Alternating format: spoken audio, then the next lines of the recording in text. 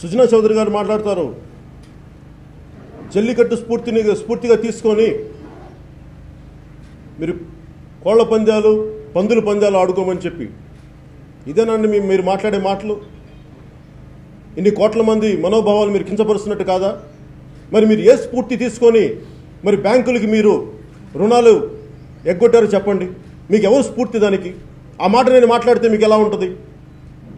నాకు ఎంతో కాలం సుజనా చౌదరి గారి ఫైల్ ఇచ్చారు మాట్లాడమని, నాకు అర్థం కాలేదు. దాంట్లో నిజాలు నాకేంటో తెలియదు. నేను చెప్పాను వారికి, నాకు ఇచ్చిన వాళ్ళకి, నాకు ఆయన తెలుసు, కానీ నేను మాట్లాడక నాకు ఇబ్బంది ఏం లేదు. కానీ దీంట్లో నిజాలు ఎంత ఉన్నాయో, మీరు నన్ను ఎవరైనా వాడుకుంటున్నారా నాకు ఇవన్నీ తెలియదు. మీరు కన్సర్న్, నేనేమైనా జ్యుడిషియల్, నేనేమైనా వేరే కూర్చోబెట్టి నేను ఎక్స్ట్రా కాన్స్టిట్యూషనల్ అథారిటీ కాదు మాట్లాడటానికి.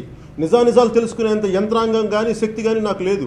మీరు కన్సర్న్ డిపార్ట్మెంట్స్కి వెళ్ళాలంటే మీరు తర్వాత వెళ్ళి మరి సిబిఐలో ఉందేంటో నాకు తెలియదు. కానీ మరి ఏ స్ఫూర్తి తీసుకొని సుజనా చౌదరి గారు మీరు బ్యాంకులకి రుణాలు మీరు తీసుకొని కూడా మీరు దాన్ని ఎందుకు మీరు పే చేయలేకపోయారు? దాని ఈరోజు ప్రైజ్ ఎవరు పే చేస్తారు?